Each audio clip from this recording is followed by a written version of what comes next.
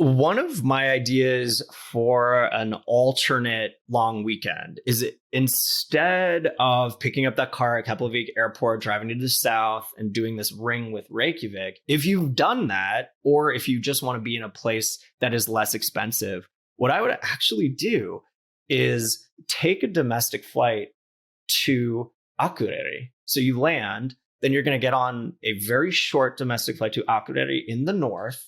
And you're going to do your own circle up there. So it's going to be Akureyri, Mývatn, and Húsavík. And you're going to have really cool stuff up there. The internal flight, the round trip to get up there and back to the international airport is going to be about $140. And that cost is immediately defrayed by virtue of all the accommodation being so much cheaper up there because it's less in demand. So it ends up working out in the wash to be free. And you're going to have a lot less tourists up there than you would in the capital area. Hello, and welcome to another episode of All the Hacks, a show about upgrading your life, money, and travel. If you're new here, I'm your host, Chris Hutchins, and one of the areas I love optimizing the most is travel. Been to 60 plus countries, and on every trip, I love meeting locals, understanding their culture, having unique experiences, and eating all the food a place has to offer.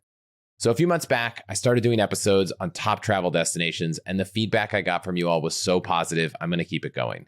And one country that's been on my list for years, but that I haven't made it to yet is Iceland. I thought that finally it was going to happen when some close friends of ours got engaged and said their wedding was going to be there.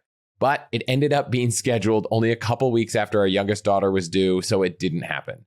But it's not just me that wants to go. I've heard from so many of you that it's at the top of your list as well. So I thought it would make for a great episode. And funny enough, I already knew the perfect guest. Brandon Presser, who's joining me now for his third appearance on the show after we did an episode on Japan a few months ago. When he was researching a guidebook on Iceland that he was writing, he spent 6 months in the country and literally went everywhere. I mean, every restaurant, every hotel, every fjord head, every farm that had an extra bed. So when I say he knows the country, he probably knows it better than most locals do. And I'm excited to talk about when to go, what to see, all the experiences to have, and everything to eat and drink. I'm really excited for this one. So let's jump in right after this.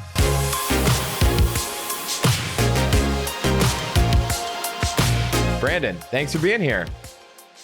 Thanks so much for having me again. Yeah, I mean, it seems like you knew everything about Japan, you know everything about Iceland. There are even other countries you know everything about, so I'll probably have you back. But what is it about Iceland that makes it a kind of place that you would want to learn everything there is to know about the country?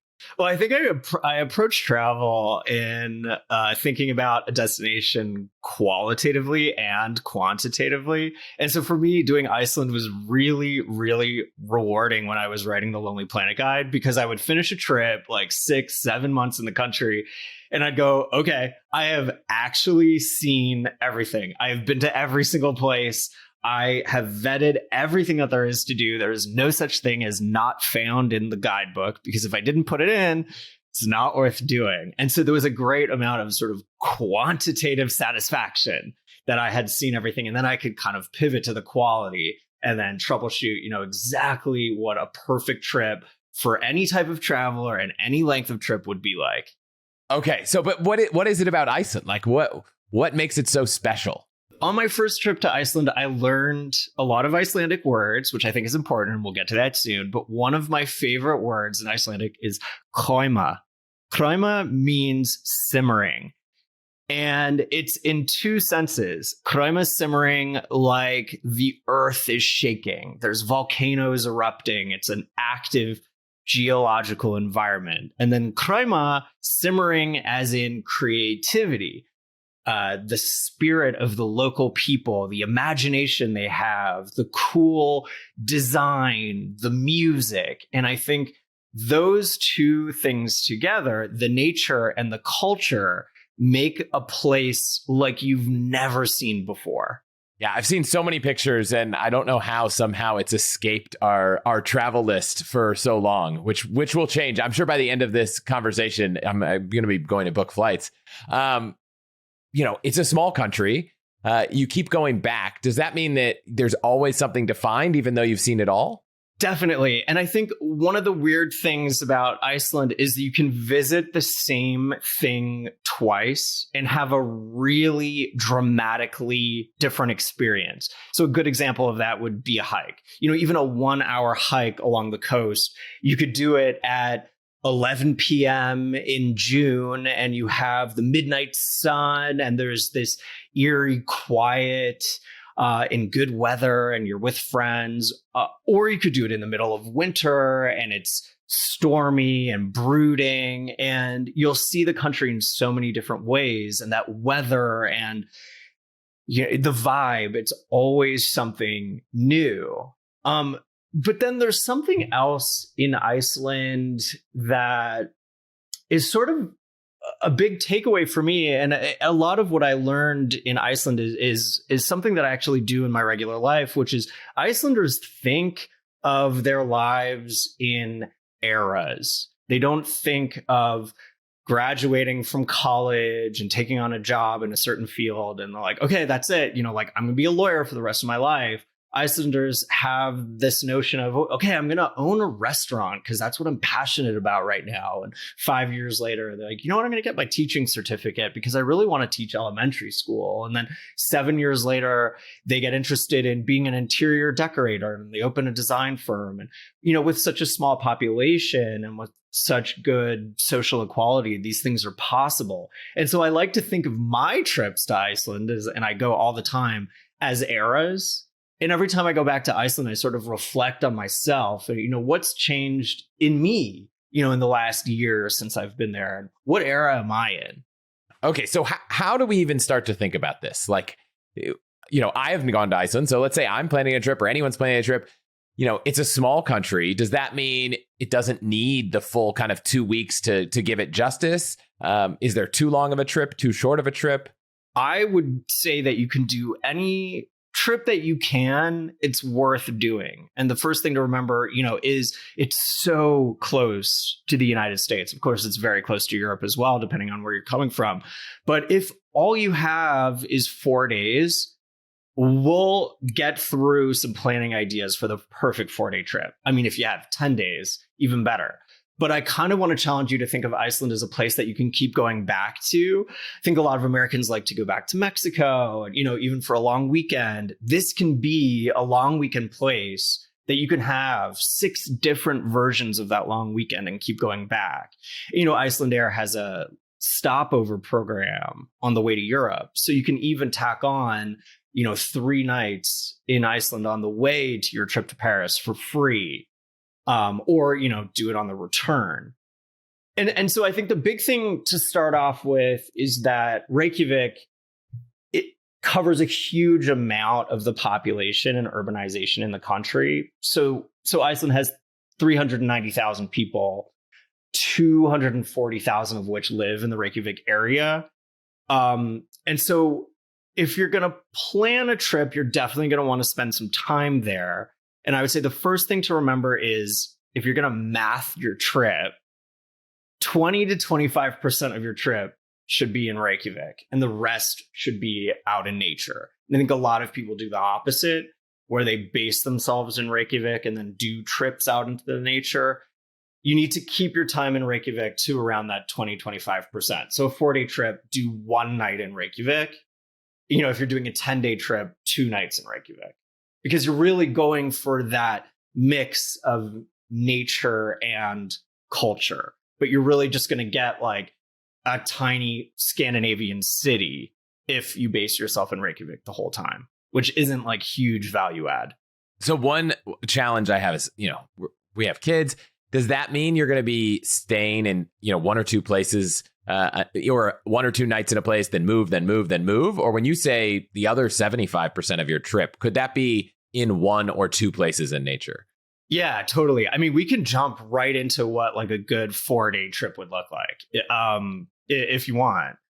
I think what you would do is you would land at Keflavik, the international airport, which is a 1-hour drive from Reykjavik. And what you'll do is you'll pick up a car in Keflavik and you actually will drive in the other direction, not to Reykjavik. You'll drive to sort of southwest Iceland to towns like Hetla, Kloster, and you'll set up there. You get like an Airbnb, stay in a hotel and base yourself there to do hikes and day trips out to, waterfalls or horse farms or whatever you want to do.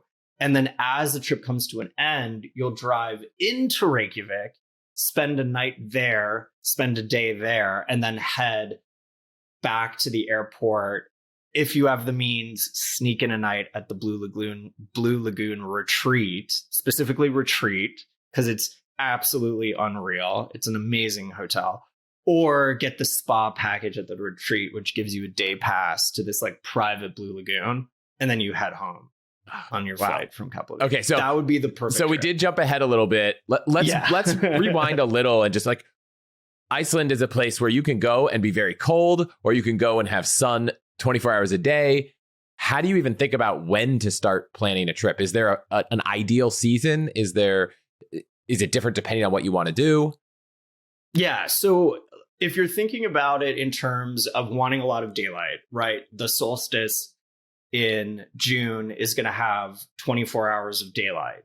And when you read a lot about Iceland, a lot of online sources get it wrong. They say June, July, August. But if you're doing the math and you're actually thinking about the sun, if it's kind of mid-late June that has the most sun, then it's May and July that have the second most sun.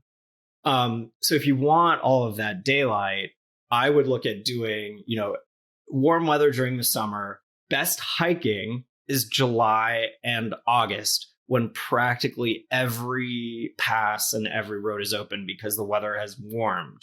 If you're just looking for that daylight, think maybe May, because you're not really in the highest of high season.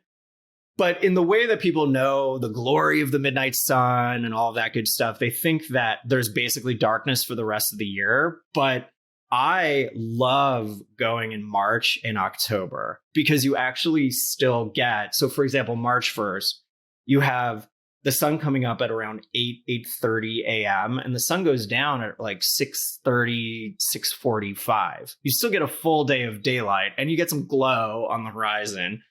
And you get no tourists really relative to the summer. And the same goes for October. I think I probably prefer October a little bit more because you have more green from the summer before the snow cover. March tends to be a little bit more brown. So if you want those perfect photos, I think October would be my ideal time to go. And I'm actually going to go this October. And I kind of regret telling everyone that it's the best time to go because now it's going to be overloaded and my hotels are going to be expensive. Well, you just got to book it quick, but or you probably know everyone. But what about the winter? Is there a case to be made to go visit Iceland in December or January?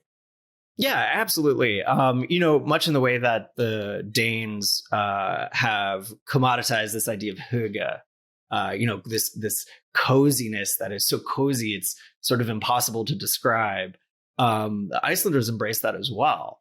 And if you're looking for, a cozy, more romantic holiday where you're snuggled up in a cabin, or you want to embrace cafe culture in Reykjavik, you can certainly go in the dead of winter. I think your experience then will be a little more culturally heavy than it will, being out in nature, because it's not that Iceland's really, really cold. So I grew up in Ottawa in Canada, and that is proudly the coldest capital in the entire world. You would think Reykjavik would be colder by temperature. It's the wind in Iceland that makes hiking and traveling really difficult, and the wind can be there in June. It can ruin a hike even on the warmest of days. Wow. Okay, so that's kind of when to go. Before we go into places, you talked a little bit about the vibe and the experience, but what's the culture like? What are people like? Are people friendly? Can you get to know them? How would you describe culture in Iceland? Yeah, I think our first cultural touch point for a lot of people is Björk. And, she she brings this weirdness, right? The swan dress and all of this kind of stuff. And she is certainly a character. But there is something about her that you find in a lot of Icelanders, which is this uninhibited creativity. There is no shame in pursuing your passions. And you find that a lot of people are artists in some capacity, or have this propensity towards the creative. And it can be really refreshing how it's expressed, in a cool haircut or people designing their own jewelry. There's no fear of being judged. But on the other hand, there's this Scandi coldness. You don't get that effusive Americanness when hi, how are you? That we never really mean hi, how are you when we say it. Because you're supposed to answer good, how are you, and not actually answer. So it's not weird to get a very one line, hi, how are you? And an Icelander will say, good. And it doesn't mean they're not friendly. When you start befriending Icelanders, their genuineness, their loyalty, and their care, it's like no other place on earth. Wow. And how do you go about doing that if you walk into a bar and you're like, hey, how's it going? It's like, good. Is it just pushing through it? Is it, what's your tips there for people who want to experience that warmth? So I actually wrote a section in one of my Lonely Planet guides about how to blend in Reykjavik. Because it's just so painfully obvious who's a tourist and who's not. And you have to remember, right, there's almost 400,000 people in Iceland. And last year, there were 1.7 million visitors. So if you just took 6 random people in Iceland, 5 of them are going to be visitors. So it's this huge onslaught of people who are not from there. So one of the things that Icelanders love is swearing in English. And they will talk amongst each other in Icelandic, but they will say with a very aspirated Icelandic accent, like "fuck," like a lot. And so if you can meet them at that obsessive swearingness, it will actually endear the conversation. I think learning a few Icelandic words also really helps. Everyone speaks English at this point. But showing some local courtesy will really go a long way. And I think getting out of Reykjavik and going into smaller towns, it's a lot easier to make local friends there, because by virtue of Reykjavik having a lot of locals, it also has a lot of tourists. A lot of the hotels are there, but when you're off in the smaller town like Húsavík or Akureyri or or Eidilsstaðir, you'll meet people a lot faster because they're like, "Who are you? This is a town of 700 people. I've never seen your face." Yeah, and you said local courtesies. Are there any kind of cultural norms to be aware of when it comes to etiquette or things to do or not to do in Iceland? One of the big things is, because it's so windy, like I said, never carry an umbrella. And Iceland has pretty bad weather on the whole. A friend of mine from Iceland actually texted me this morning a picture of snow and was like, this is what's going on here, one day away from May. But never carry an umbrella because the wind will just tear it to shreds. So if you ever see someone walking down the street in Reykjavik with an umbrella, you know that they're not from there. Another thing is there's a lot of stray cats in Reykjavik. So if you have a funny comment about loving cats or knowing about the stray cats, that's absolutely a thing. And a lot of people in Reykjavik also refer to sections of town by the zip code. So central Reykjavik is 101. And so people are like, oh, where are you staying? If you try to say the cross street, or that's not what it is. You say, oh, I'm staying in 104, or make sure you know the zip code, the postal code of where you're staying. Cause it's these little things that will signify that you're not a total noob. Even if you are. Even if you are. Okay. So I'm ready to start planning. You've sold me.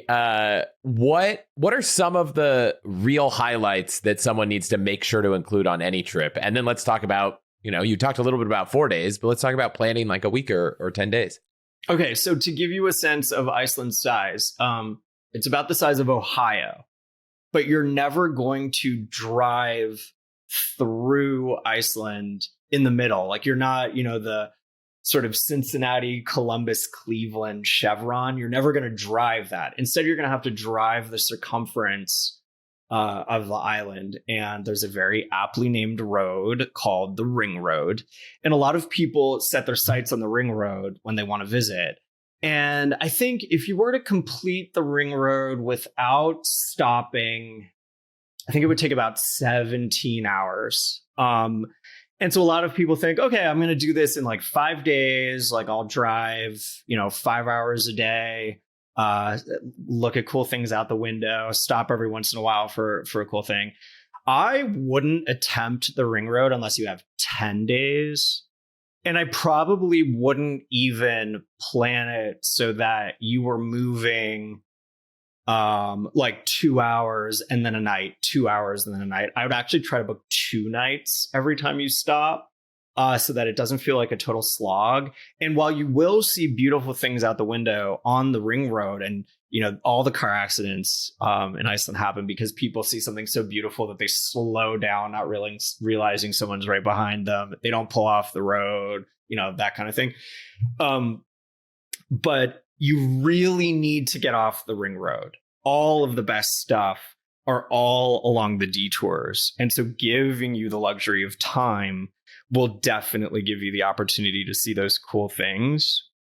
And I would even challenge you to do a different loop and mix it up and just look at looping along the west. So that would be, going from the airport up through Reykjavik, all the way through West Iceland, the Snæfellsnes Peninsula, all the way up into the West Fjords, which are kind of like those lobster claws that are like snipping off the side of Iceland, going through all those fjords all the way up there, and then coming back down past Reykjavik.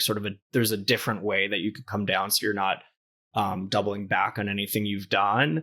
And that would be an incredible Ring Road alternate that very, very few people do. So those would be like the 2 big driving itineraries that I would put forward. Of course, if you have 2 weeks or 3 weeks, it's just the more time that you get to marinate in these incredible destinations. I can kind of go through each region very quick. Yeah, let's do that. And how Icelanders kind of see it. So you have the capital area, which is Reykjavik, and then they have the suburb Kópavogur, and then Hafnarfjörður, which is like a little town nearby. So that greater region is very urbanized. A ton to do. That's bars, clubs, big restaurants, big cool hotels. That's where you're going to get your fix of that. And then right outside the capital region is what you may have heard, the Golden Circle. This is strictly a tourism product that was created so that people could have a really fun day trip outside of the city. And basically that touches on 3 geological features. One is a big geyser called Geysir, which is where the word geyser comes from.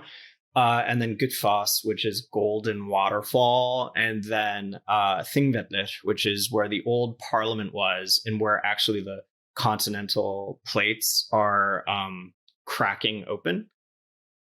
So you get these 3 really cool things. It's like a 4-hour experience. It's a totally fake thing.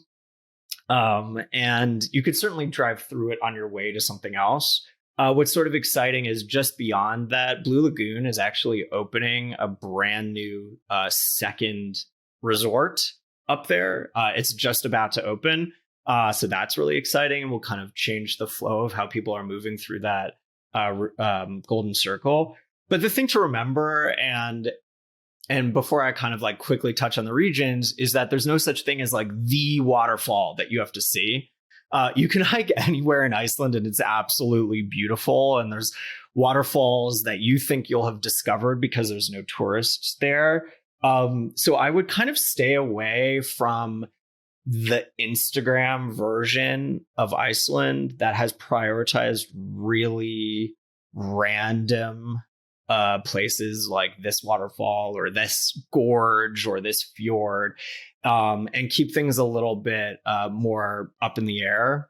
I think the west travel, I'm going to like do it clockwise. So you're leaving Reykjavik. The west has a few small towns and this very famous Snæfellsnes Peninsula with a glacier all the way at the tip. And this is where Journey to the Center of the Earth, the Jules Verne book, actually takes place.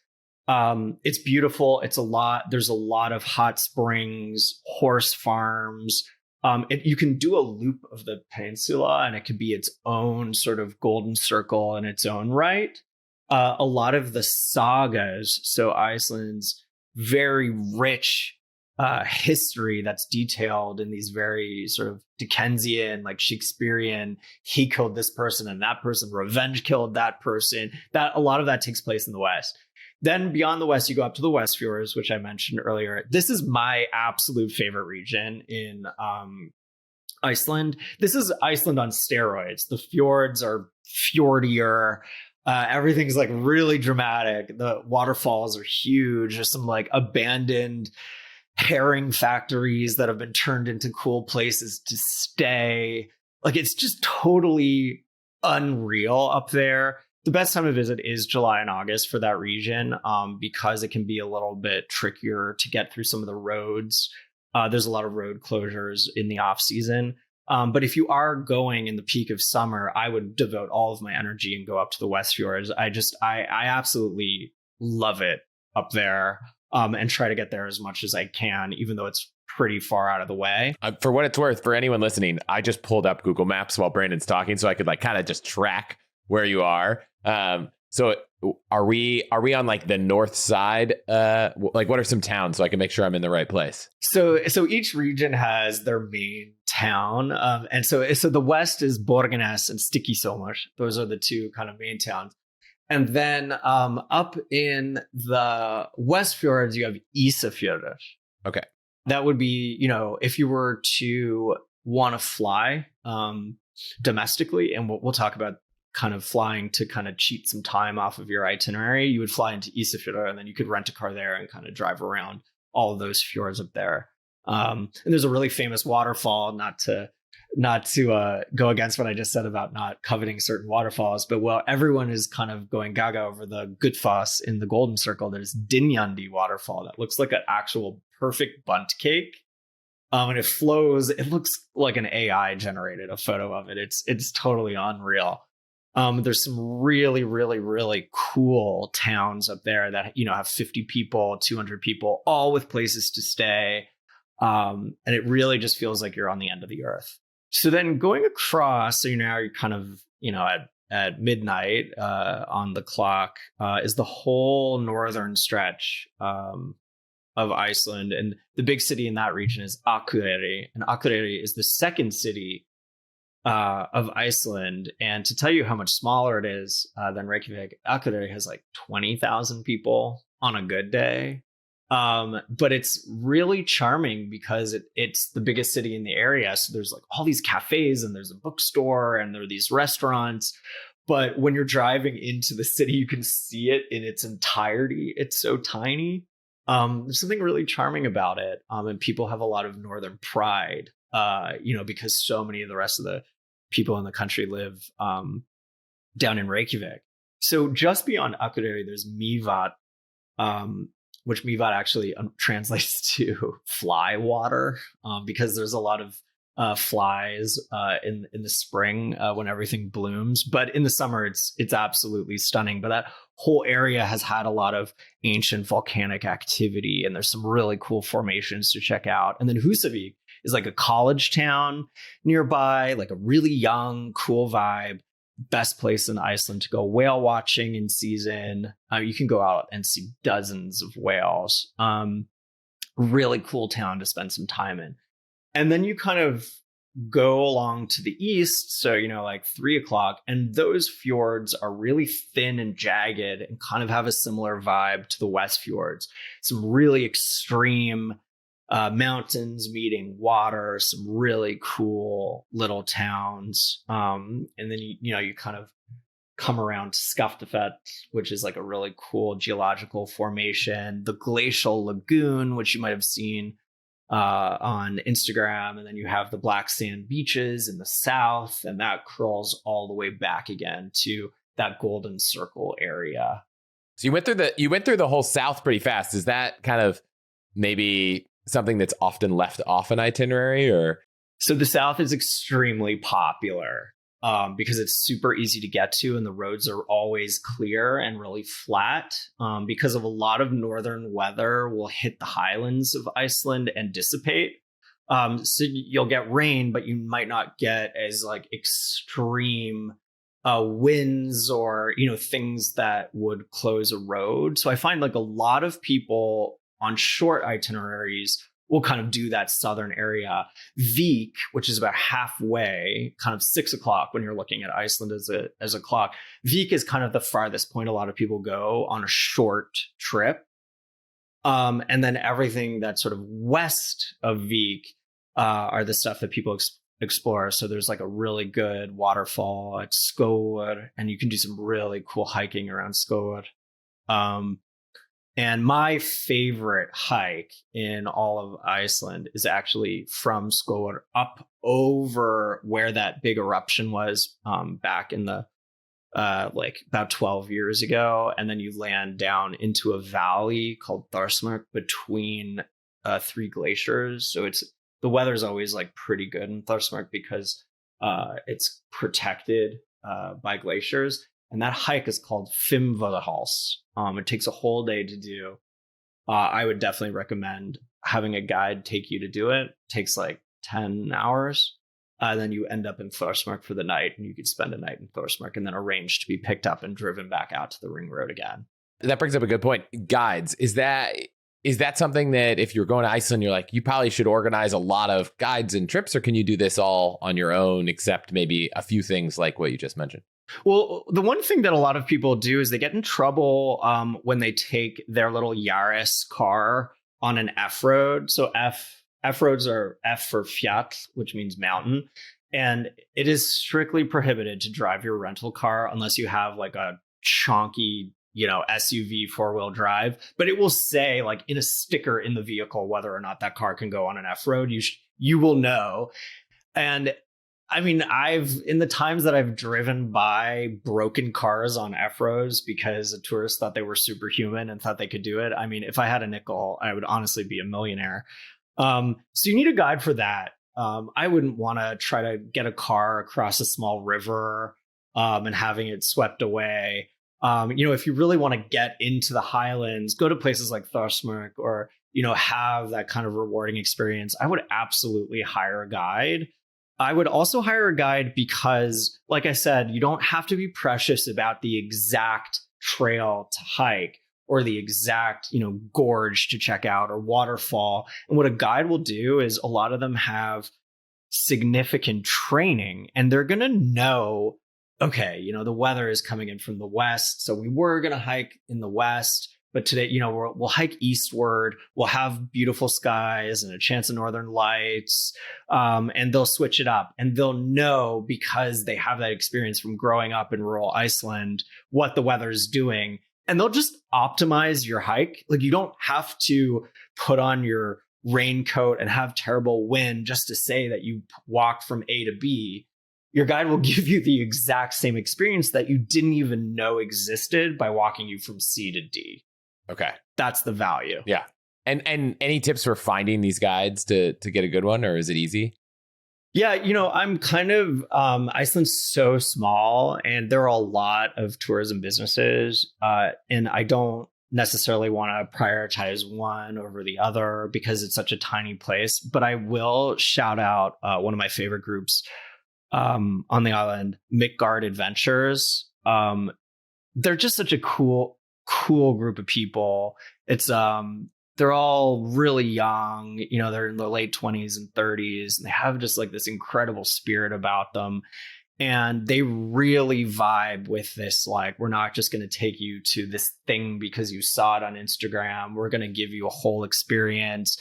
Like, it's not weird to end up at one of their houses at the end of the day because you guys were like bonding over, some really cool music, and you go and like listen to records at their house and like their mom cooks for you or something like that. Like, and I just love them so much. And I remember the first time that I was in Iceland, like 18 years ago, I met some of those guys when they were like teenagers, and now they're married with kids, and like I just really respect what they're doing. There's a lot of people doing cool stuff like that, but it's been fun to like watch them over the years. And you mentioned Northern Lights, and I know we didn't bring that up earlier. If that's on someone's bucket list, like I want to see them somewhere, somehow in the world, is tacking that on in Iceland a good time to do it?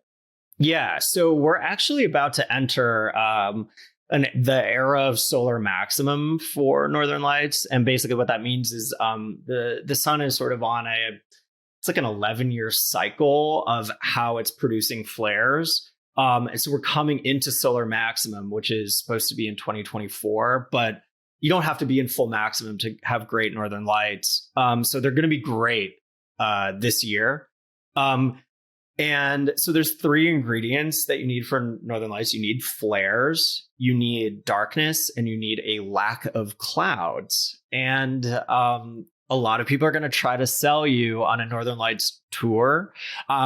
It's completely bogus. You don't have to pay all this money to have someone drive you out into the wilderness. You can do it yourself because you're just looking up.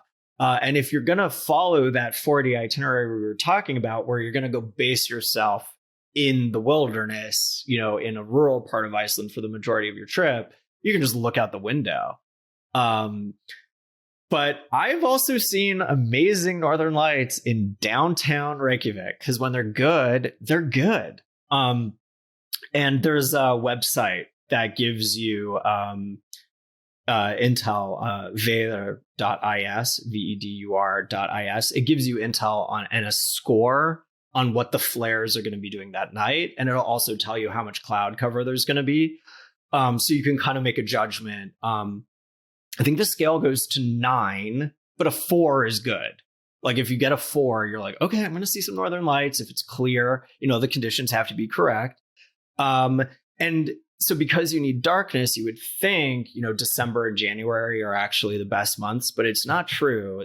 Where all the factors kind of collide the best is sort of in that March and October range. So you're going to get all that daylight during the day, and then you're going to get maximum Northern Light potential. I just wouldn't fall into the trap of needing to pay someone $150 for them to drive you somewhere when you have a car. And you could ask the hotel you're staying at, like, where is a particularly dark place to go?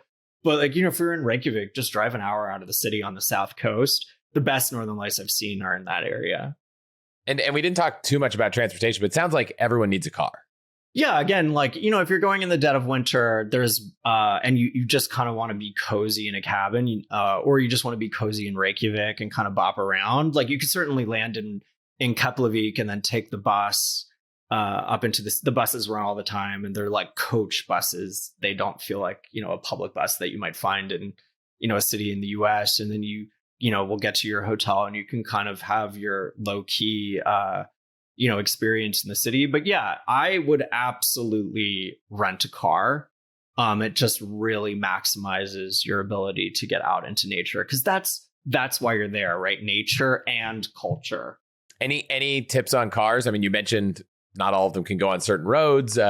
Is there something you'd be like, this is what you should be opting for, or steer clear of all the US chains, like focus on local or anything like that? There was this really funny era in Iceland about 10 years ago when they got a surplus of Yaris's, and they were so omnipresent everywhere. You'd pull up to an attraction and there would just be 86 Yaris's lined up in a row that locals were calling tourists Yaris's. They're like, oh, there's another Yaris. And it's diversified since. When you get the 4-wheel drive, you get the opportunity to drive on the mountain road. So it gives you more accessibility. They are significantly more expensive as a result. And if you don't have any experience using 4-wheel drives on those roads, this is not the time to start.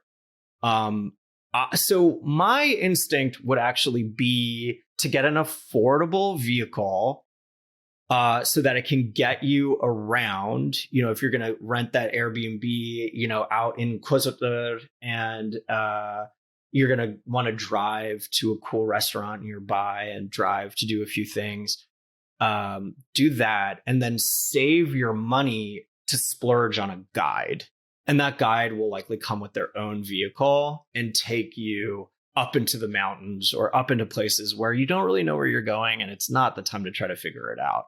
And then I guess while we're on transportation, you mentioned flights. Is that something people should be thinking about if they have limited time, or, it's small enough that is it really just kind of like a luxury that's not necessary?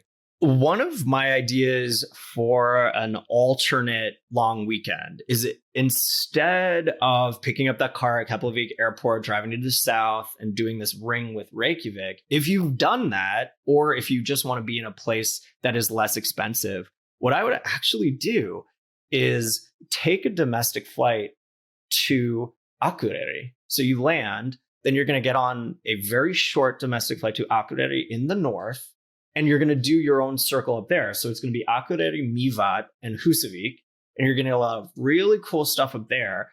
The internal flight, the round trip to get up there and back to the international airport is going to be about $140. And that cost is immediately defrayed by virtue of all the accommodation being so much cheaper up there because it's less in demand. So it ends up working out in the wash to be free. And you're going to have a lot less tourists up there than you would in the capital area. And it comes with a little bit more bragging rights where, you're up in this like much farther place. And you're still going to get your little taste of culture in Akureyri, the little big city of Iceland. But then you're going to go, it has all the things that the capital region has and that Southwest Iceland has. It has like the really cool hot springs, and it has, the spas and really great hiking and really cool horse ranches. It's just going to be, way less tourists and way more opportunities to connect with locals. And I assume it's, you could still go rent a car there and do all those things. Oh, totally. There's a car rental right at the Akureyri airport. In a past life, there actually used to be a direct flight from Akureyri to Copenhagen. So at one point, that was an international airport too. And I think they're going to bring that back at some point. Cool. Okay. So we've kind of talked about a lot of regions. Let's kind of zoom in to the capital for a little bit, because I know, it's probably going to be a home base for everyone. There's probably, if someone's looking to have, a food nightlife experience, that's probably the place to do it. Though I imagine you can eat anywhere in Iceland. Of course, people eat and wherever they live. But let's talk about it a little bit. Totally. Okay, so we'll start with accommodation. I have a really tricky feeling about Reykjavik because the city center becomes a bit of a tourist town. A lot of people Airbnb their apartments. There's a lot of hotels that have gone up. It can be pretty intense. And there's a part of me that gets a little bit sad because it's supposed to be a city for locals. And then it becomes this hub. So for me, I like to pick a hotel when I'm in Reykjavik instead of an Airbnb. And that's because it's kind of like that Barcelona thing where there were too many Airbnbs and suddenly the city had no soul. And I want to put my money into a hotel in Reykjavik because I believe that to be more culturally sustainable. And it keeps zoning a little bit better. And the price of an Airbnb is so high in Reykjavik that you're not really getting a huge value in picking an Airbnb over a hotel. A lot of the Airbnbs are really small, or they're just like a room in someone's house. And I appreciate having a family and needing, 2 bedrooms or something like that. You'll find all of that out in the countryside. There's, summer houses and like cool Airbnbs to rent that fit families all over Iceland in the countryside. I would stick to hotels in Reykjavik for a price reason and a cultural sustainability reason. Now, as far as picking things to eat, or things, uh, if we go back to that idea of eras before, um, a restaurant could be doing wildly successfully, could be wildly successful. And the chef could just be like, you know what? Now I want to be a school teacher. I'm going to close my restaurant. So the shelf life of eating establishments in Reykjavik is a lot shorter than I would like it to be, especially when I was writing guidebooks and I needed them to stay open so that my guidebook would stay relevant. So the best resource, in my opinion, is Grapevine. It's the local paper. All of it's online. They've done a great job for years and years and years, and they're totally tapped into the community. On their website, they have a best of list, and I love all of their recommendations. Like, I always wholeheartedly agree with their point of view. Some of my personal favorites that have been around for quite a long time are Fish Market, Fish Company, Dill, which is just like a great restaurant if you're celebrating something. It's sort of a cut above and just really wonderful. Ox is really cool. It used to lurk in the back of another restaurant, and now it's opened in its own space. And then the cafe culture side, Reykjavik Roasters, they're everywhere now. It started as one spot. There's a few locations. Great stuff. Great places to sit and hang out. I really like Cactus Espresso Bar.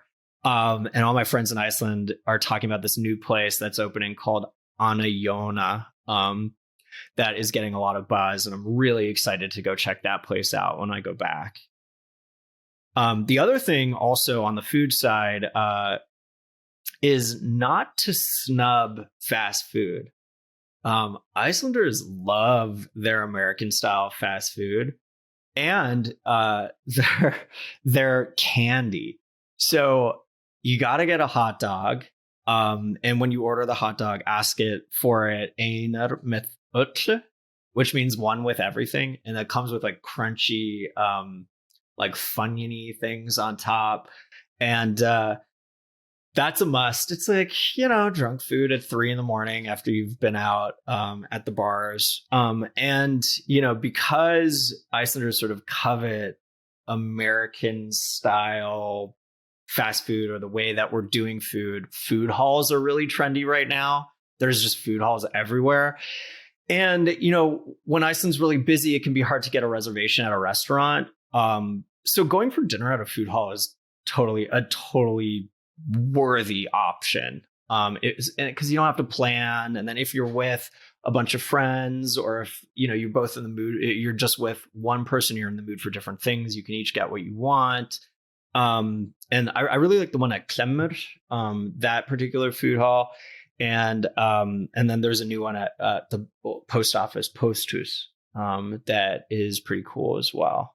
And so that's places to go. But what about specific things? Are there things to try, to eat, to make sure you get to drink in Iceland that, just if you want to have that kind of local culinary experience? Yeah, there's a lot of novelty food in Iceland, like rotten fermented shark and all this kind of stuff. And it's pretty gimmicky, and it doesn't make a meal. So the two things that I always recommend is fish and lamb. And the lamb roam free in the Icelandic countryside, and they eat angelica. So they have like a very distinct taste because they sort of absorb that herbaceousness when you eat them. It's really incredible. And they serve the lamb towards the rarer side. It's a really different lamb experience than what you're going to have in an American restaurant. The fish is just totally incredible. Everything is freshly caught, and you're going to find it in a lot of different forms.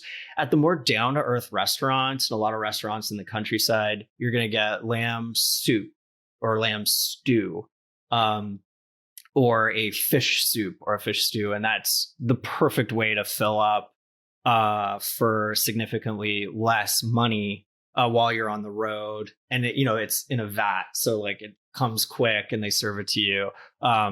By far my favorite things to eat, all like grandma's recipe, even at the nicest restaurants.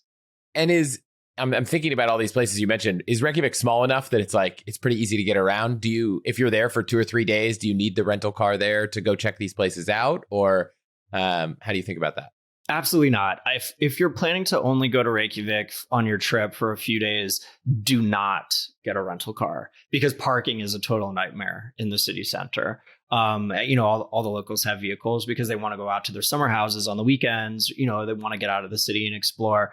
And a lot of their needs, like a lot of the big grocery stores and malls and, the shopping, the big box shopping that they need to do is a little bit outside the city center. So they need a car for that. I would absolutely advise against getting a vehicle in the city. Socially, beyond restaurants, socially, right, there's bars and all of that. But the big social pastime is the hot pot culture, the hot springs culture. There's water everywhere.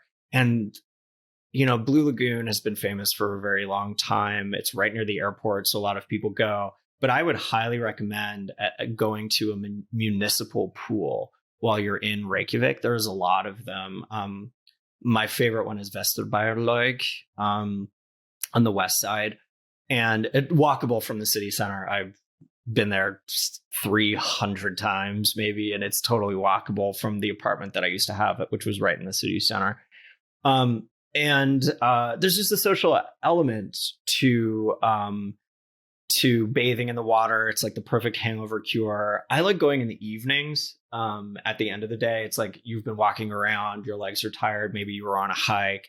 And I would absolutely do it in central Reykjavik, in addition to doing it all over the country. But this is a really important part of the Icelandic experience. And a lot of fancy hot spring destinations have opened. There's Sky Lagoon. There's actually one called Krauma, simmering, like we were talking about before. There's Secret Lagoon. There's a new one that opened called Kvammsvik that's just outside the city. You'll need cars to get to these. They're significantly more expensive, but if you think of it as entertainment instead of a swimming pool, it becomes worth the money, in my opinion. And you can get a beer at a lot of them. An advice someone gave me was that all around, most towns have these community hot springs. They're free and open to the public and great way to meet people. So, it sounds like you could balance both of those and do this as you're traveling around the country.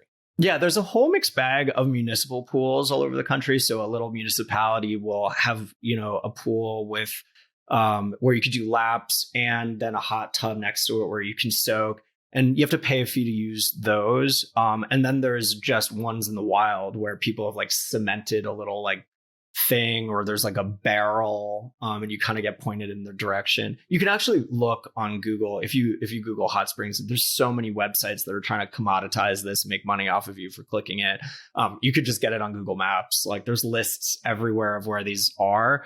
My favorite are up in the West Fjords along the Strandir coast. One is called Drangsnes and the other Krossneslaug. Both of those, they're like my two favorite kind of in the wild hot pots. They're not quite free anymore. A lot of the ones that are out in nature, there'll be like a little donation box, which is tricky because you don't need to take out cash in Iceland at all. Everything you can do on a credit card. But there is an expectation now, if you're a tourist, that you do leave something when you go to the more wild ones out of courtesy, because they have to be cleaned and they have to be maintained. And with more tourists comes more usage. And, the water, you need to keep the water clean. You have to bathe in a shower completely naked before you put your bathing suit on to go in. That is a social requirement. It is a must.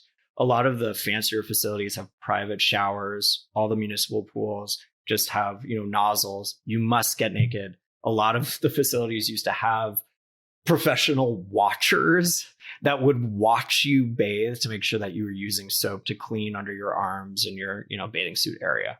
Wow. Okay. That just reminds me, like, there's a cultural norm. Like, make sure you know that so you don't get in trouble. Any other random things like that to keep in mind? I mean, my ultimate favorite municipal pool is the one in Hopsos in the northwest.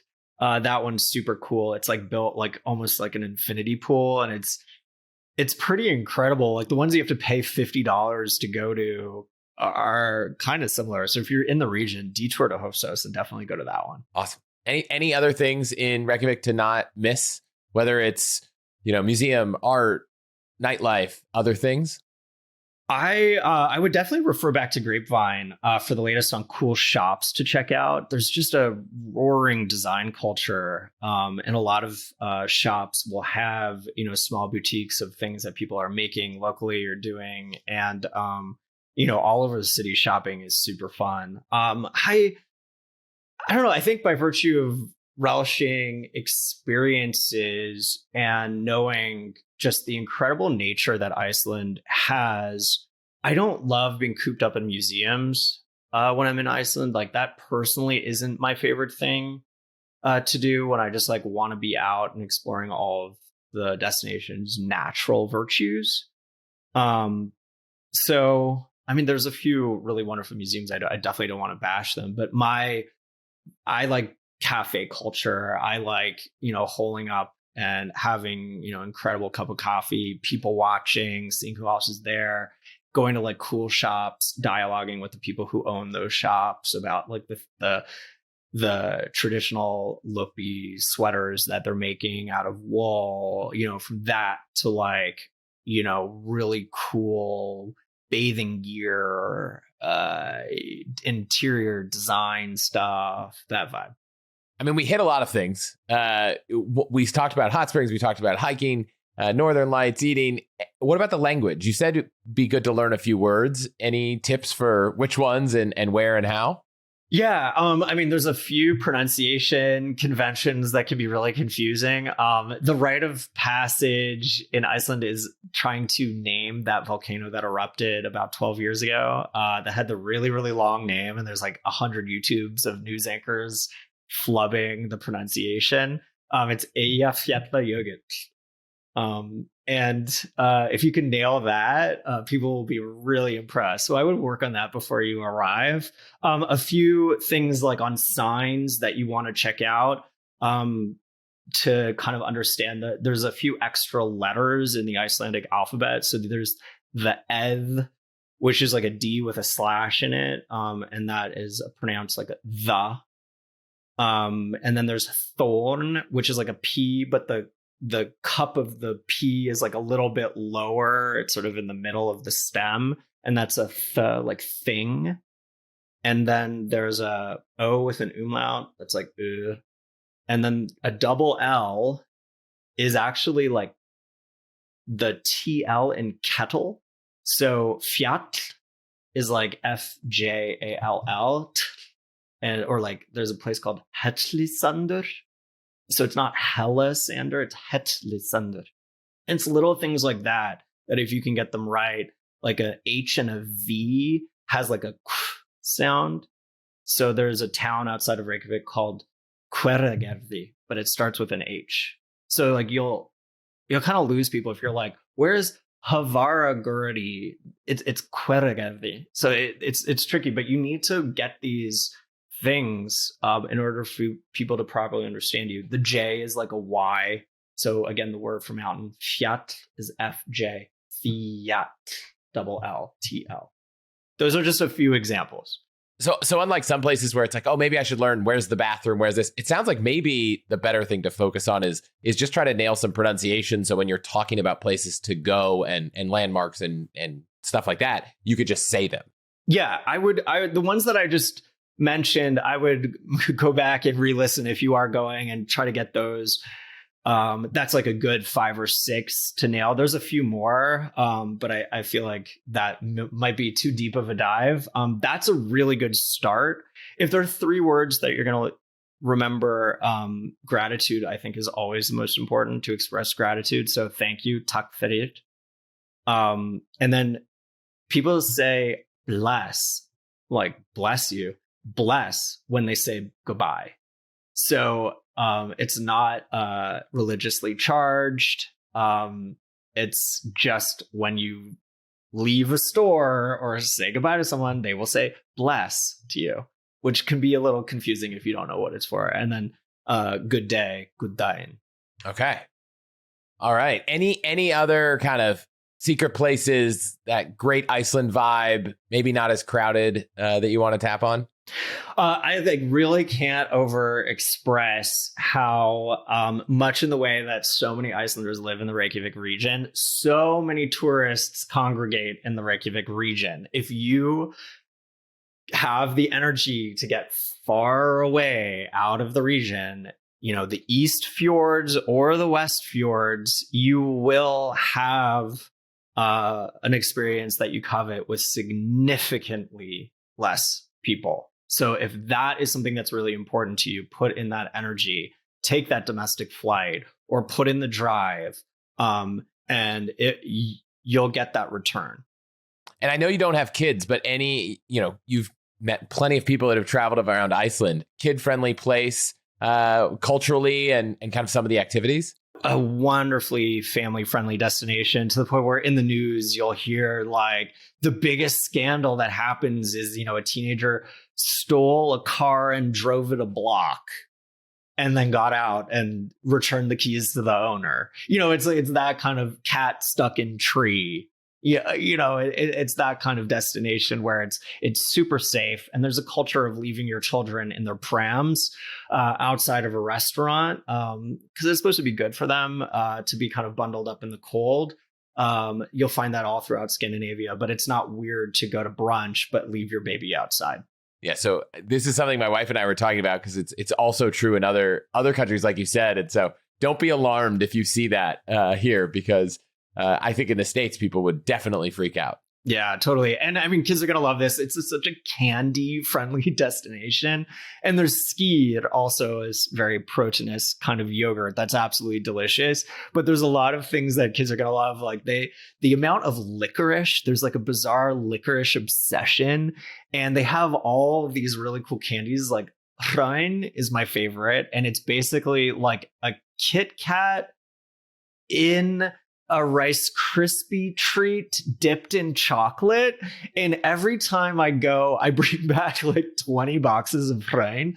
They love their licorice dipped in chocolate as well, which is like I'm not like a salty sweet person, but Hrein is like my absolute guilty pleasure. Wow. All right. I feel like we hit so much. Anything we missed that you want to make sure we cover? Because I don't know, I'm ready to go, and I want to make sure I have it all. I would definitely do some research on the hot springs. There's like Vøk in the east, Forest Bath in the north, Geosi and Husavik. These are all like really, really cool hot springs to check out. I would also challenge you to eat sort of unconventionally when you're outside of Reykjavik. One of the best meals I've had in Iceland was at the museum in Borgarnes, which is in the west. It's the settlement museum, which tells the story of the sagas and Iceland settlement. But they have really good food at their buffet there. So a lot of the conventions and the way we think about where to eat and what's cool, throw that all out. You can go to a gas station in Iceland and have a really good hot dog. So put all that prejudice aside. Amazing. So I've talked to a few people that are planning trips this summer, and they're saying Iceland is a little packed. I know you have a few places that you wanted to recommend if someone wants that experience, but maybe doesn't, for whatever reason, want to make it to Iceland, or Iceland's too full. How do you get that same similar vibe somewhere else? Yeah, there's a lot of places in the greater region that are going to give you a lot of things that Iceland gives you, but without that tourist traffic. And one of my favorite places in the entire world is Newfoundland, the easternmost province in Canada.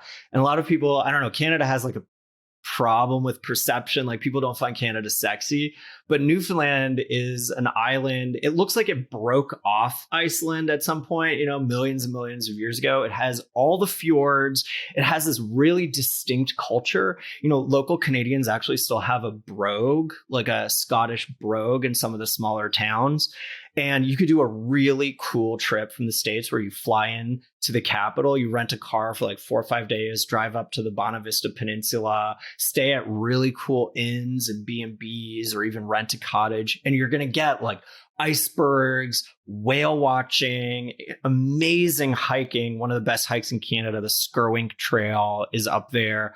It's just one of the most stunning places on earth. And it's so cheap because it's the Canadian dollar and not the kroner or even a euro, right? In Europe, that it represents amazing value.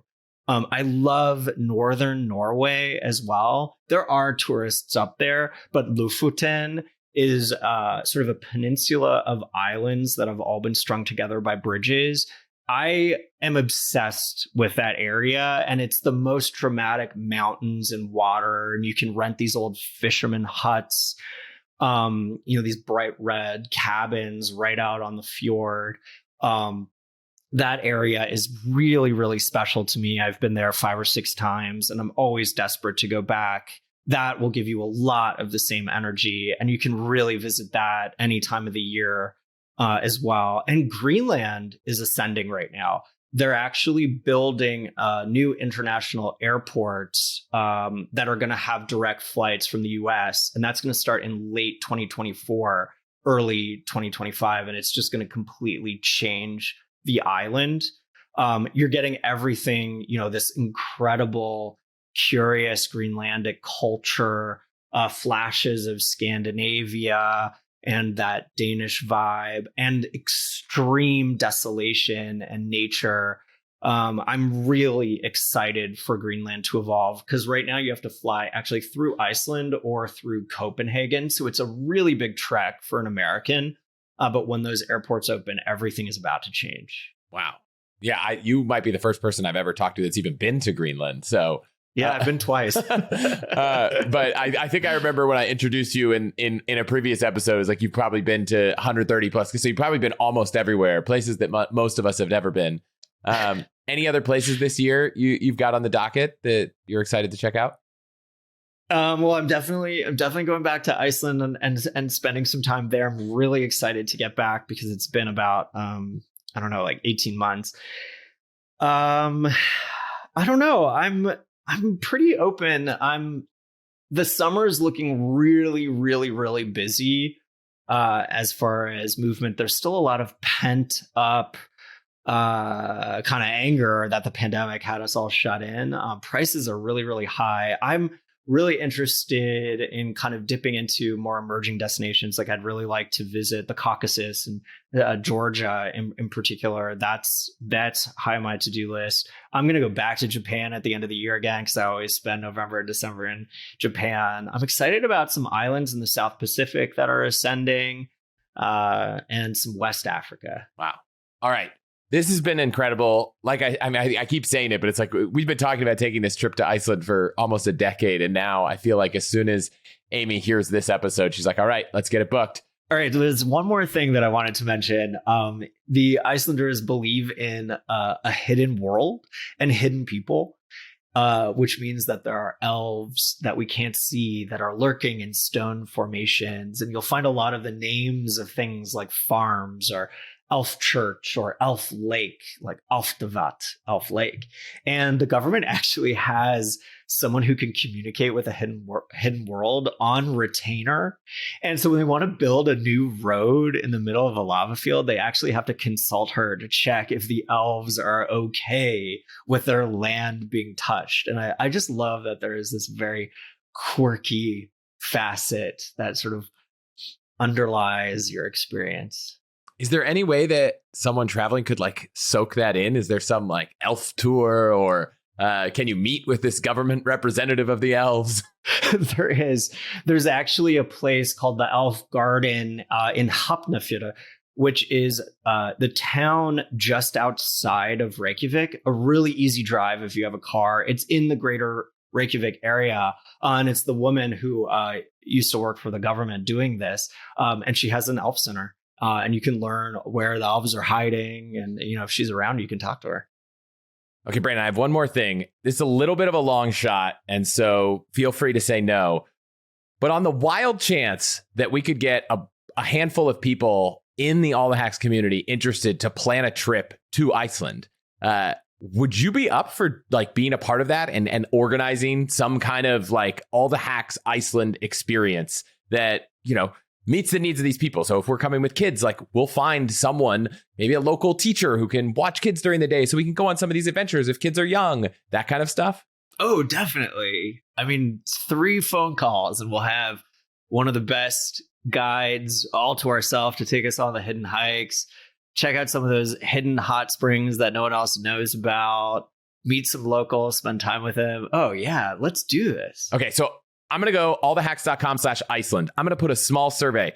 This is not something that I'm saying is happening, right? This came up on the fly. But if you go to allthehacks.com/Iceland, you can answer a couple questions that I'll write up, and maybe we'll see if this can happen.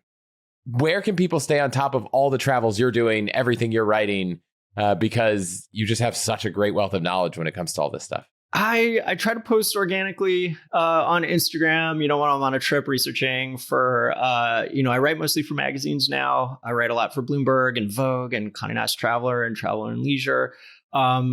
So, on my Instagram, I'm just kind of posting different stories that I'm writing, different places that I'm researching. I really love connecting with all the listeners there. It's been super fun. When we did the Japan episode, I get like a message a day from people that are currently in Japan, like with a photo of one of the restaurants I recommended, being like, oh my God, I just ate here and it was so good. Thank you. And like, that is for me. I just want people to enjoy travel. Like it's become so expensive that I want people to get the most out of their experiences. So, feel free to reach out to me there. I have a personal website, brandonpresser.com. It's not a blog. It's just where I aggregate a lot of my information and books and articles. Yeah, and you didn't say it, but it's Brand Press is your Instagram for people to get out there and follow. I'm so bad. I'm so bad at being like, yo, follow me, that I didn't even say what my handle is. Yeah, Brand Press, the first 5 letters of my first name and last name. Awesome.